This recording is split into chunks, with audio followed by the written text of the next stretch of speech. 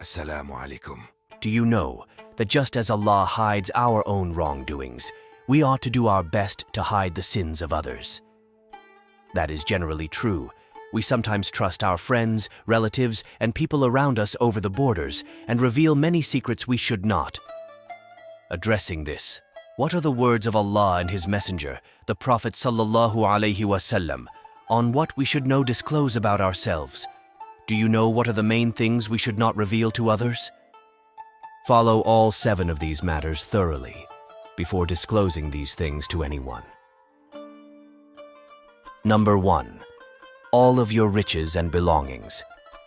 In Islam, regardless of wealth, one must use caution when discussing financial matters. This great religion teaches that people should be humble and careful with their wealth, since it is a gift from Allah. Take heed of this tale from the time of Moses. There once was a man of unfathomable wealth. Allah showered upon him the greatest things on earth. He had all one could ask for. But this person was not appreciative.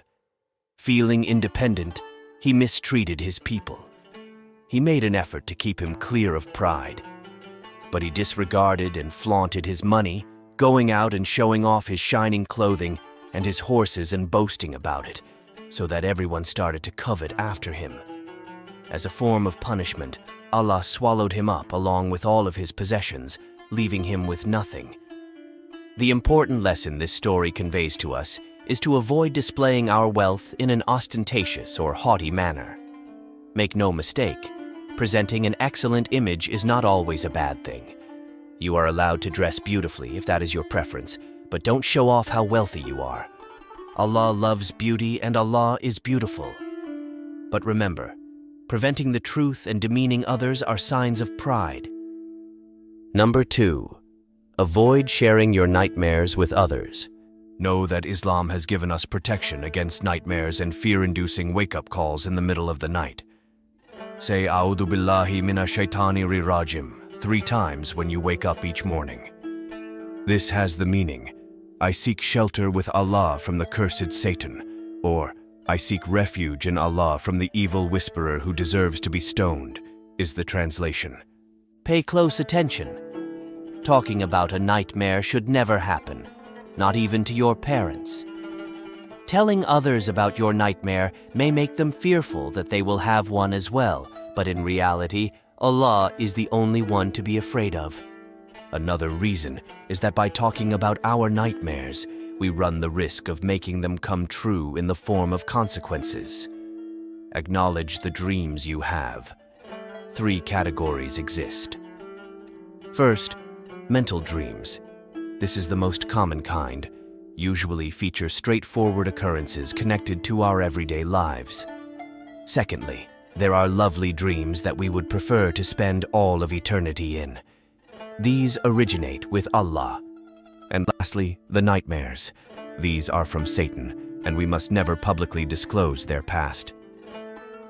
Moving on, number 3. Own losses and difficulties. There are 3 main justifications for keeping one's weaknesses hidden from other people. First, those with bad intentions may take advantage of our vulnerability. Trust does not exist in the world in which we live. Many people try to take advantage of your trustworthiness. The second aspect, you'd be a prime target for everything. People are going to see you as an instrument to be employed whenever it suits them. Finally, admitting our flaws could cause disagreements and criticism. This would represent us as weak and sensitive individuals, which would harm our reputation in the public eye. The above viewpoint advises us to consider our issues as opportunities for spiritual and personal development rather than as spectacles for the general public.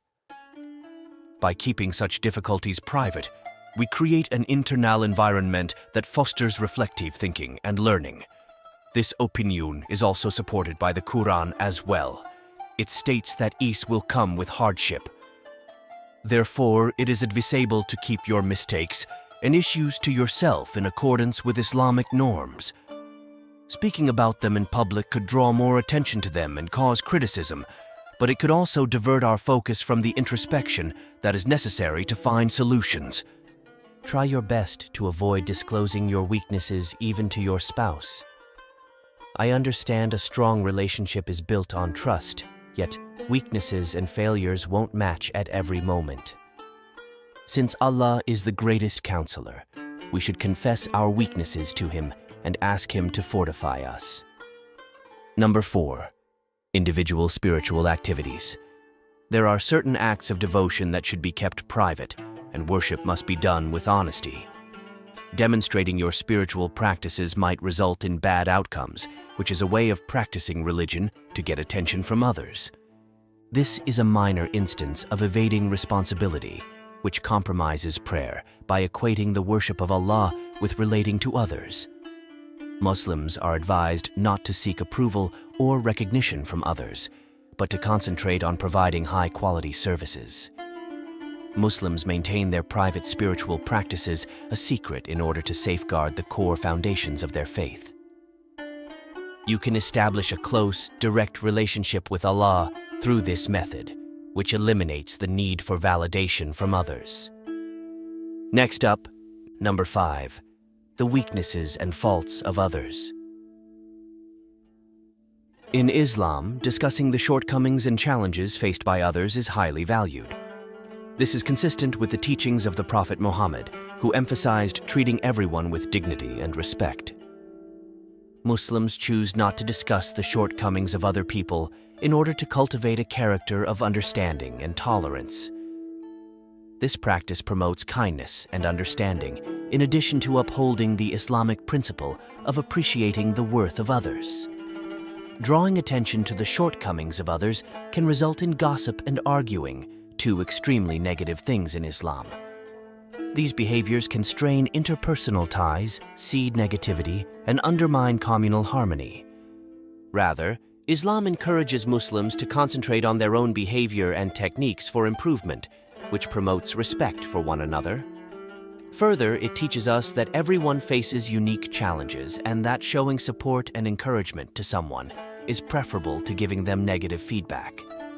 This can help the whole community be happy to mind and take care of everyone around them with no misunderstanding. Number 6. What your plans are. Sadaqah, or acts of kindness, are highly valued in Islam, particularly when performed in solitude.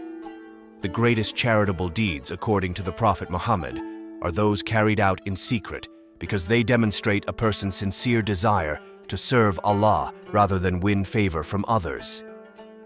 The Quranic passage that states, "It is good to reveal your sadaqah, but it is better for you if you hide them and give them to the poor," is consistent with this viewpoint. Islam teaches that charitable giving should be done privately and honestly, without looking to win the gratitude or praise of others. That is told by Umar bin Khattab Ra'i'a. It was once mentioned by the Prophet ﷺ. The reward of actions depends on the intentions, Sahih al-Bukhari. Giving in charity may be worthy of reward when it is done with the correct intention of benefiting others and pursuing Allah's favor. Charity loses all meaning if it is performed to win popularity or impress others. It is much worse to reveal one's intentions before carrying out the deed. It exposes their untruthfulness. The concept of sadaqah jariyah, or continuous charity, is another important aspect. Sharing with others, planting a tree, or sharing knowledge with others are acts of kindness that benefit people long after we are gone. We also continue to benefit from these deeds in the future when we are invisible to the world. We avoid the issues related to boasting and ensure the integrity of our intentions by keeping our good deeds a secret.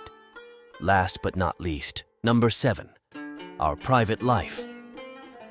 In today's world, where information sharing is so common, it is vital to be mindful of the potential repercussions of sharing personal information that we enjoy sharing with individuals who could exploit it.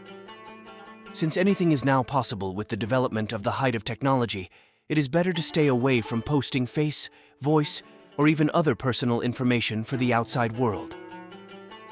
If you are a person who shares your personal information and living standards with everyone around you, remember that frequent discussions of our personal lives can make others envy us and give us bad luck. According to a hadith reported by Abu Huraira, Envy is a bad emotion that can strain relationships and severely damage the enjoyment we experience. Speaking of the end day, the Prophet ﷺ said that whoever believes in Allah must either utter what is good or remain silent. This lesson encourages us to choose our words carefully, refrain from sharing inaccurate information, and prioritize listening over speaking. For sure, there is another important aspect to consider when we discuss our private life. It is the privacy of our family. The importance of our family members' safety and privacy are both extremely important. Family life is highly private and priceless in Islam. The Prophet Muhammad emphasized the value of upholding family honor and resolving conflicts within the framework of the family.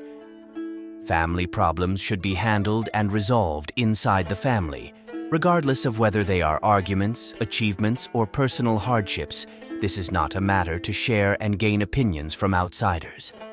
Speaking about these topics in public might lead to problems like violating family members' privacy. We keep family matters private in order to preserve our family's dignity and respect. It establishes a secure environment where family members can communicate openly and feel that their privacy is valued. In addition to strengthening family bonds and fostering trust, this practice upholds the Islamic principle of privacy for each individual and their family. Furthermore, Islam advises handling family issues with wisdom, kindness, and intelligence is important. Are you a non-Muslim watching this video? Then this is for you. Because of the tight regulations included in this faith, many non-Muslims may believe that living under Islamic law is difficult. Islam actually has a large number of common laws designed to support both individual life and human relationships. For Muslims, the Quran is the primary source of daily law. The Hadith, or reports of the Prophet Muhammad, is a collection of recorded sayings and deeds of the Prophet. Like many other religions, Islam has some teachings and beliefs that are private and should not be shared with others. These secrets have been created to be kept inside the religious group and are revered. It's crucial to remember that this does not suggest any dark or clandestine intentions. Instead, it serves to uphold the value and uniqueness of specific religious practices and knowledge. We've reached the end of this video, and hopefully you've learned some of the most significant and vital information that you shouldn't share with others.